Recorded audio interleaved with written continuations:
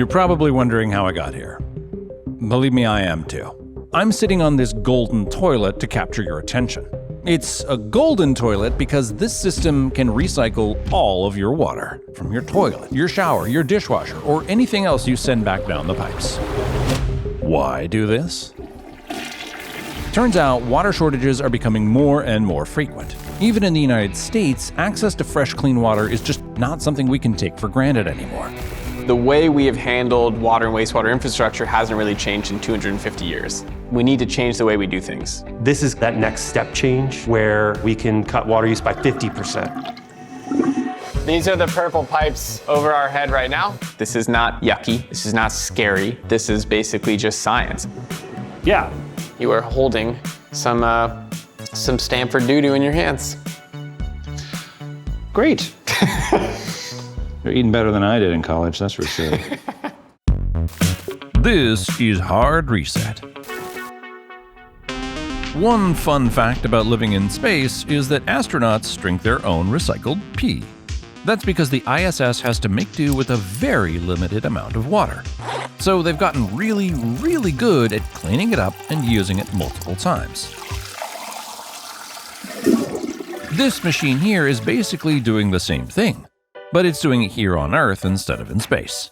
The folks at Cleantec built this system to use a variety of processes to clean up the wastewater in a skyscraper, and it allows them to reuse that water for things like flushing toilets and watering lawns.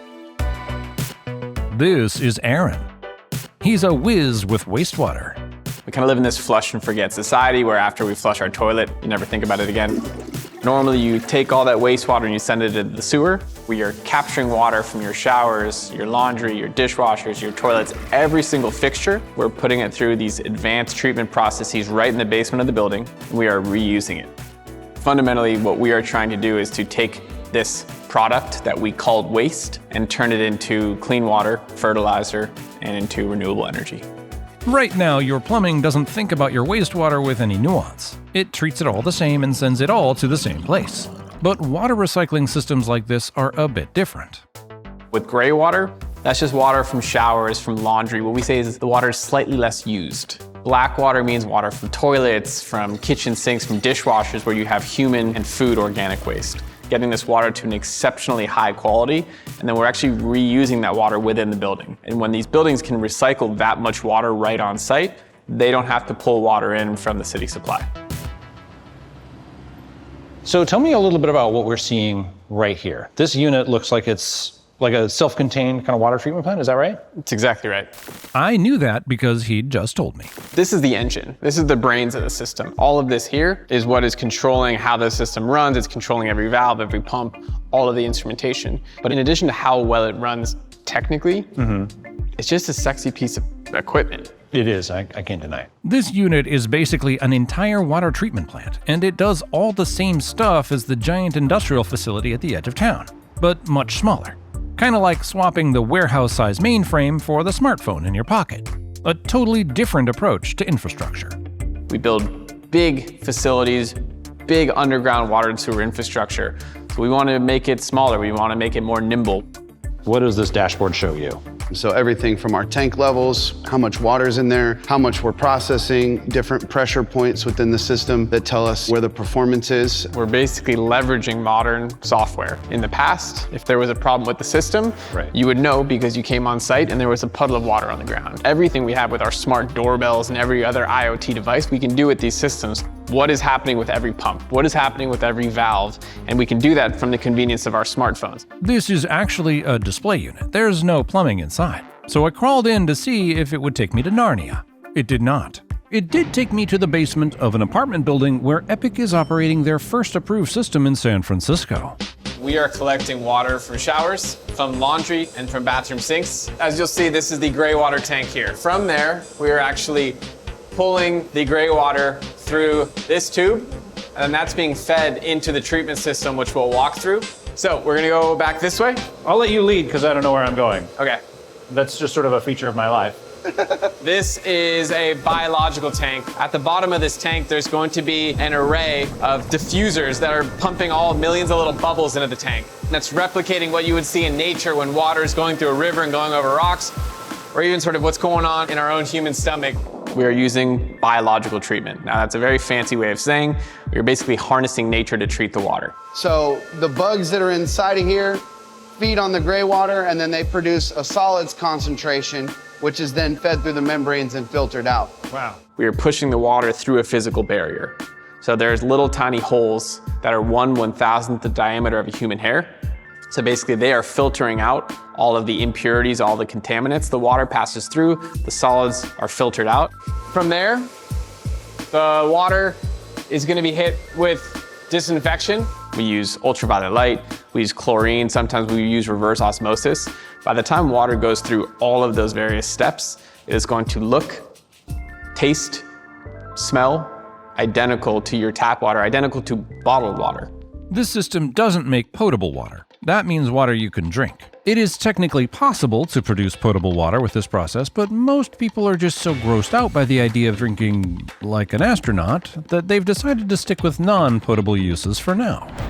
So in these buildings, the recycled water gets cleaned up and used to flush toilets and water the plants. And water isn't the only thing that gets recycled. Basically, there's a lot of organics that is in wastewater. That's both human and food organic waste. We can actually repurpose that and use it to create these amazing carbon-rich soil amendments. When life gives you lemons, you gotta make lemonade. When it gives you, human organic waste, you get out your industrial poop blender and make fertilizer. So what we are doing is we are taking the organics out of the wastewater, we compact them, we then transport to a epic hub like this one. Organics out of the water stream is a polite euphemism for poop. That is a scientific term, yes. Okay. I know it's hard to understand because we've been conditioned to think that that is disgusting, it's gross, it's yucky, what all the other terms. I mean, I just think it's hilarious, but yes, it's all those things, I guess, too. So conventional composting can take anywhere from weeks to months to just use biology to break things down. What we are able to do is to take a raw, smelly waste and convert it into a high quality soil product in 20 minutes using chemistry. We take those solids, we are putting it into sort of these industrial mixers, dosing it with the chemical, and then we blend it together. Right. And when that chemical reaction starts, it actually raises the temperature in this machine to the point where it's killing all the bugs. Basically chemical composting. After 20 minutes, the stuff that's gonna come out of this machine is going to look a lot like soil. So, it is this nice fluffy material. It smells like nothing. It smells like charcoal. Like, it doesn't have any odor. Yeah, and again, the key for us is that it doesn't smell bad, which is again, the first reaction that people have is that this is going to smell like human waste. Right. What you are holding in your hand right there is actual, it's repurposed contributions from Stanford University. And so there's nothing real, this is 100% pure undergraduate poo. There's no fiber added to this or anything. It's undergraduate and also graduate. It's actually close to the business school. So, so this is serious business, as they say. A little bit of corn in here. So what is it like when a building uses this technology? One of the first things you'll notice is that this building has some lovely purple pipes. These are normal pipes that are dyed purple to indicate that they carry recycled, non-potable water. That way, you don't accidentally hook it up to your kitchen sink or dishwasher. Purple pipes are the international symbol for recycled water. That means that reclaimed or recycled water is being used. These purple pipes run to all sorts of things in the building, like toilets, for example. Actually, when you think about it, it's really weird that we fill our toilets up with several gallons of pristine drinking water every time we flush. Actually, that's not weird, it's crazy. Anyway, recycled water is also great for gardening. Plants don't mind drinking recycled water, or if they do, they're very quiet about it. In some cases, like agricultural implementations, you might even be able to tune the water recycling so that you leave in things like nitrogen and phosphorus that plants need. That could reduce the need for fertilizers. If it's going to a park or it's going to a nursery, it's going to a garden somewhere, we can tailor the treatment process. So if their soil is deficient in insert nutrient, we can make sure we supplement with outside products. This is Eric. He's just making sure there's no floaters. Looks like we're good. We're good. So we're often asked why we would do this when we already have municipal services at the property line. What you quickly realize is that there's a lot of underlying infrastructure that connect our buildings, our cities to these municipal treatment systems. And while we can rely on them for sewer treatment, we can't necessarily always rely on them for recycled water supply. But what we are focusing on basically satellite treatment around that network, where now we can increase the collective use of recycled water in a community. In buildings that use this system, the water savings are massive. In an apartment building, it can be as much as 50%. There's practical limits in terms of how much water savings potential exists in multifamily settings, largely driven by the fact that we need to supply city potable water for drinking and showering purposes. And so if you just look at the total water use in those buildings, around 50% is flushing and laundry and irrigation. In a commercial office setting, however, our water saving potential is much higher. We can be as high as 90–95%, and that just comes back to how we use water in buildings. In commercial buildings where people don't do a lot of cooking or bathing, the vast majority of the water can be reused. Even if you don't think water scarcity is an important issue, that could just save you a ton of money. There's a really strong financial incentive to put these systems in. I mean, it's much like rooftop solar. You kind of only get one chance to build these building systems when it comes to plumbing. And so they're trying to build buildings that last, will have market traction for years to come, and they're now less expensive to own and operate. Water recycling isn't just for office and apartment buildings, it's also for the swankiest people in Fancy Town, USA. One of the newest Epic Cleantec systems is actually here at the Waldorf Astoria Hotel in Beverly Hills, California. So you're probably wondering what I'm doing in this bathroom in a suite at the Waldorf Astoria. Well, hotel security is pretty curious about that too. The reason I'm here is because this is actually the beginning of water's journey as far as we're concerned. Let's say you take a nice bath, or you hop in here and you take a nice shower in this room that is almost as big as an apartment in San Francisco. The water that drained off of you and went down the drain would just go to the sewer. But here, it's just getting started. After you've used that water, it goes down the drain into a treatment room in the basement of the building where they clean it up and they use it to water all of the ornamental plants here on the property. Let's find out how that works. So this is the system. This is the system, yeah. This is the engine of our one water system. So we saw the demo version of this up in San Francisco, and this is it in real life, actually running a water filtration system. Tell me a little bit about what the setup is here. So this is the engine. I mean, this is all sort of the key components, the sensors, the UV light, all of the telemetry that's basically showing us in real time what's happening. We can see what's going on with every one of these fancy gadgets at all times, which gives us 24/7 clarity into how the system's performing. Right. So the initial start to the whole process begins in the back. There's actually two separate tanks here. It's called our EQ tank or equalization tank. So all the gray water coming from the hotel makes its way into this holding tank. And periodically, the system will pump it through this line right here, Right. into the system where it makes its way through, eventually into our aerobic tanks. So this guy is the membrane. You guys call it a membrane. I think of it as a giant Brita filter. Yeah. Is that accurate? Yeah. All right. I mean, well, in all intents and purposes, that's its job. What's the lifespan of a filter like this or of a membrane like this? About 10 years. So, okay, so this will last you a decade. It's lasts a long time. Gray water from a hotel is kind of like swimming in the shallow end for these things. So, yeah, this guy is ready to rock. And so I assume that a UV light like that back there is significantly more potent than like a black light I see at a rave. Like this is gonna give you a sunburn if you put your finger in there. This is pretty bright stuff. I don't know what kind of raves you go to, so that's kind of depends on what kind of raves you're frequenting. But yeah, this is a pretty robust piece of technology. Any pathogens are inactivated by that ultraviolet light. Right. This is our raw sample port. This is untreated water before it goes through any of our process.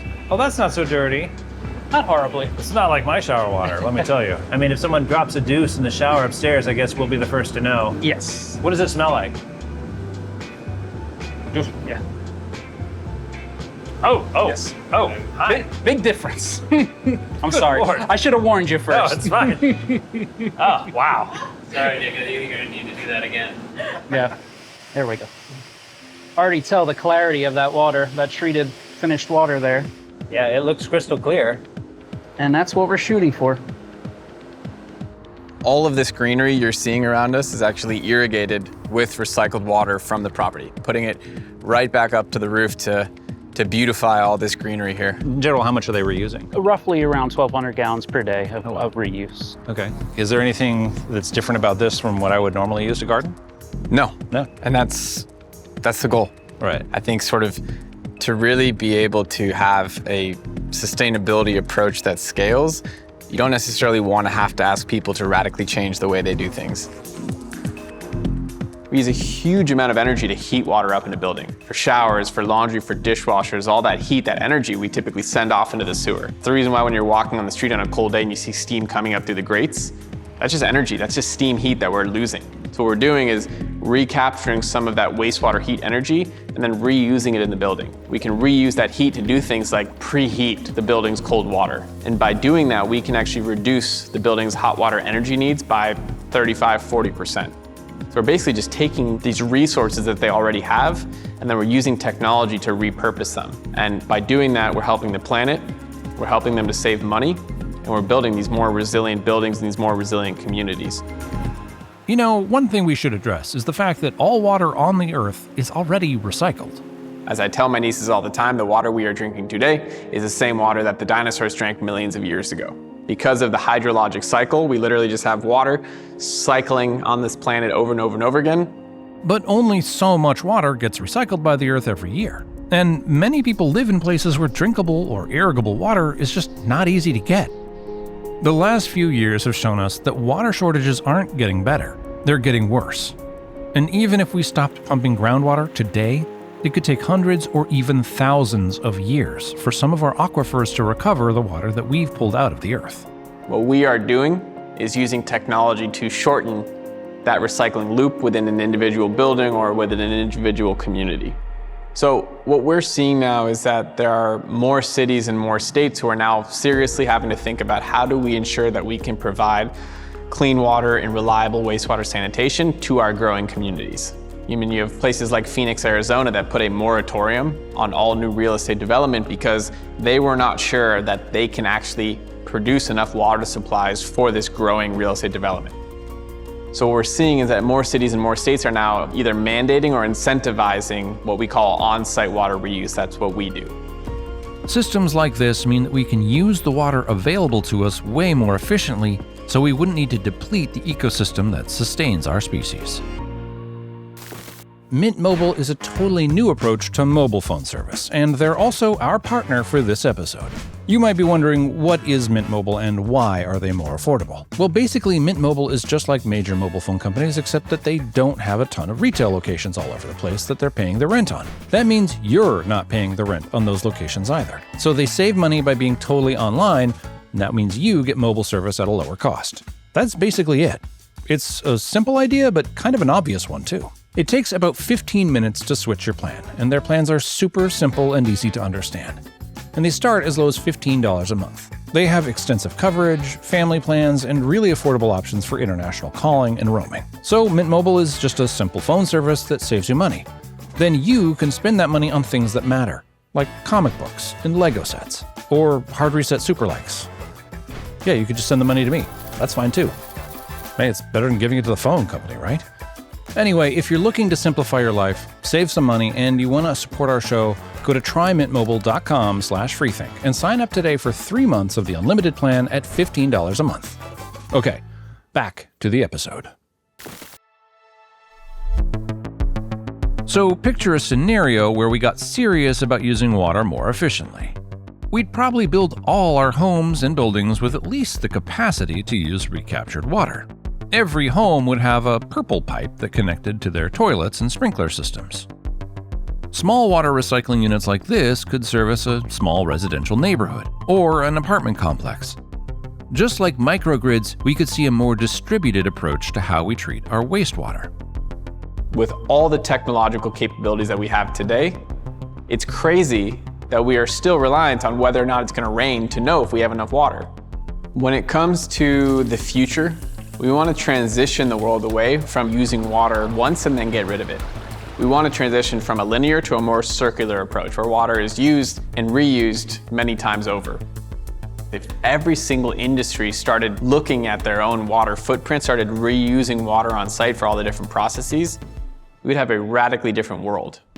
If we were building a colony on the moon or Mars, a system like this would be a must-have, because in places like that, you can't afford to waste a single molecule. But what if we took that same attitude here? We'd have a radically different world where we don't have billions of people as we do today who don't have access to clean water and reliable sanitation. The idea here is about more than just conserving water for the sake of lessening our impact on the environment. It's about saving money and making our infrastructure way more resilient. We want to do for water and wastewater what solar did for the energy world. Move away from just a sole reliance on building big centralized infrastructure that can take decades to build and billions of dollars to smaller distributed, not as a replacement, but as a supplement. The more decentralized this network is, the more redundancy we have built in, and the more robust our communities will be as a result. If we are successful in our mission at Epic Cleantec, we are going to help a lot of people on this planet. In a world where it seems like we have an unlimited supply of pristine water to flush down the toilet, it's easy to take it for granted. We only tend to think about it when it's not there, when that tap doesn't turn on or we can't trust what comes out of it. We have the technology to make sure that never happens. We just need to embrace it. Hey, so if you made it this far in the video, I just want to say we love you too. And we have some exciting news. Hard Reset is finally going to be launching its own YouTube channel. So make sure you click right here. It'll take you to the new channel and you can subscribe there. And also make sure you hit the alert button. That way you'll be among the first to know when we launch a new video.